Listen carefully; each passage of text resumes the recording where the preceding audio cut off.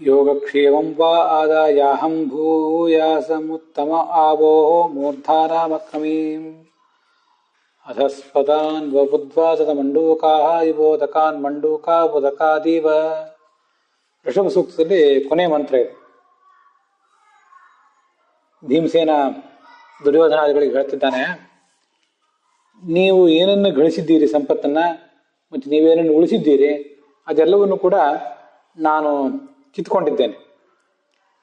ನೀವು ನೋಡ್ತಿದ್ದಂತೆ ನಿಮ್ಮೆಲ್ಲರನ್ನು ಕುಬ್ಜರನ್ನಾಗಿ ಮಾಡಿ ನಾನು ಎತ್ತರಕ್ಕೆ ಬೆಳೆದು ನಿಂತಿದ್ದೇನೆ, ನಿಮ್ಮ ತಲೆಯನ್ನೇ ಮೆಟ್ಟಿ ನಿಂತಿದ್ದೇನೆ.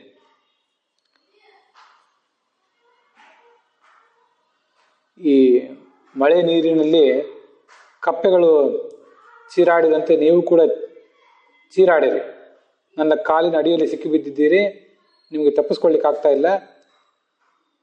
ಕಪ್ಪೆಗಳು ಒದ್ದಾಡಿದಂತೆ ನೀವು ಕೂಡ ಒದ್ದಾಡಿರಿ ಅಂತ ಅವ್ರಿಗೆ ಹೇಳ್ತಾ ಇದ್ದಾನೆ.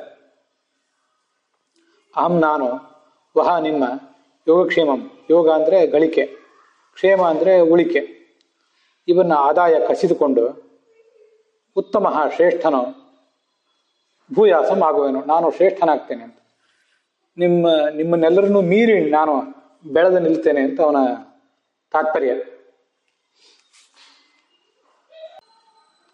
ಭೌತಿಕವಾಗಿ ಐಶ್ವರ್ಯದ ದೃಷ್ಟಿಯಿಂದ ಮತ್ತು ಆಧ್ಯಾತ್ಮಿಕವಾಗಿಯೂ ಕೂಡ ನಾನು ನಿಮ್ಮೆಲ್ಲರನ್ನೂ ಮೀರಿ ನಿಂತಿದ್ದೇನೆ, ನೀವು ದುರ್ಗತಿಗೆ ಹೋಗ್ತಾ ಇದ್ದೀರಿ, ಅಧೋಗತಿಗೆ ಹೋಗ್ತಾ ಇದ್ದೀರಿ ಅಂತ ಅದರ ತಾತ್ಪರ್ಯ. ನನ್ನ ಕಾಲ ಕೆಳಗಡೆ ನೀವಿದ್ದೀರಿ, ನಿಮ್ಮ ತಲೆಯನ್ನು ನಾನು ಮೆಟ್ಟಿ ನಿಂತಿದ್ದೇನೆ. ನೀವು ಅಧಃಪದಾತ್ ಕಾಲಿನಡಿಯಲ್ಲಿ, ಮೇನನ್ನ ಅಧಃಪದಾತ್ ಕಾಲಿನಡಿಯಲ್ಲಿ ಉದ್ವದತ ಜೋರಾಗಿ ಕಿರಿಚಾಡಬೇಕು. ಹೇಗೆ ಅಂದರೆ ಉದಕಾತ್ ನೀರಿನ ಒತ್ತಡದಲ್ಲಿ ಸಿಕ್ಕಿಬಿದ್ದಿರುವ ಮಂಡೂಕಾಹ ಇವ ಕಪ್ಪೆಗಳಂತೆ ಅಂತ ಅದನ್ನೇ 2 ಸರಿ ಹೇಳಿದ್ದಾರೆ. ಉದಕಾತ್ ಮಂಡೂಕಾಹ ಇವ, ಉದಕಾತ್ ಮಂಡೂಕಾಹ ಇವ ಅಂತ 2 ಸರಿ ಹೇಳಿದ್ದಾರೆ. ಕಪ್ಪೆಗಳಂತೆ ಅಂತ ಆ ದೃಷ್ಟಾಂತ ಹೆಚ್ಚು ಮನಸ್ಸಿನಲ್ಲಿ ರೂಢವಾಗುವುದಕ್ಕಾಗಿ ಅದನ್ನೇ 2 ಸರಿ ಹೇಳಿದ್ದಾರೆ ಅಷ್ಟೆ.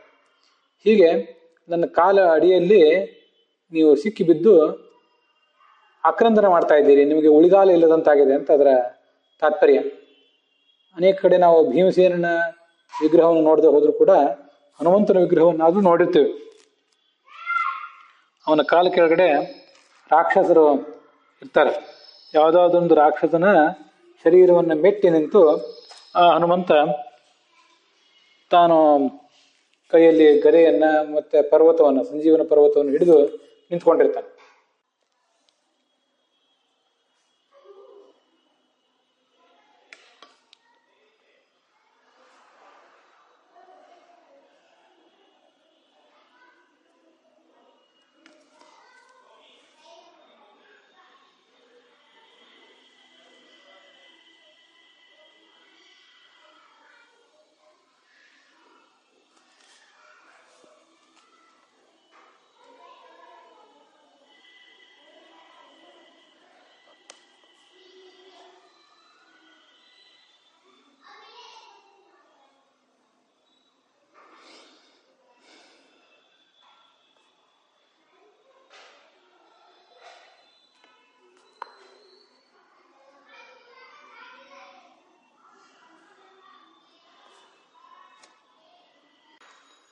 ಅದನ್ನ ತನ್ನ ಭಕ್ತರಾದವರಿಗೆ ಹಂಚ್ತಾ ಇದ್ದಾನೆ ಈ ಮುಖ್ಯ ಪ್ರಾಣ.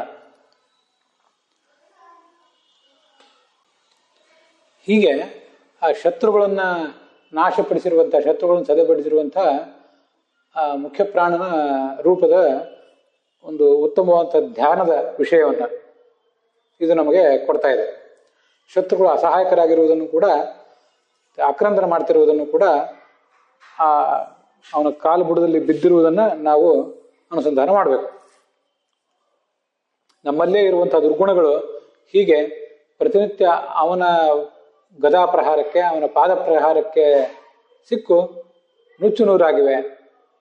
ಸದ್ಗುಣಗಳಿಗೆ, ಸಾತ್ವಿಕರಿಗೆ ಮತ್ತು ಅವರ ನಾಯಕನಾದಂಥ ಪ್ರಾಣನಿಗೆ ನರಸಿಂಹನ ಅನುಗ್ರಹದಿಂದ ವಿಜಯ ಆಗಿದೆ ಅನ್ನೋದನ್ನು ಇಲ್ಲಿ ಅನುಸಂಧಾನ ಮಾಡ್ಕೊಳ್ಬೇಕು. ಅಲ್ಲಿಗೆ ಈ ಮಂತ್ರ, ಈ ಕೊನೆಯ ಮಂತ್ರ ಸಮಾಪ್ತವಾಗಿದೆ. ಅದರೊಂದಿಗೆ ಈ ಋಷಭ ಸೂಕ್ತವು ಕೂಡ ಸಮಾಪ್ತವಾಗಿದೆ.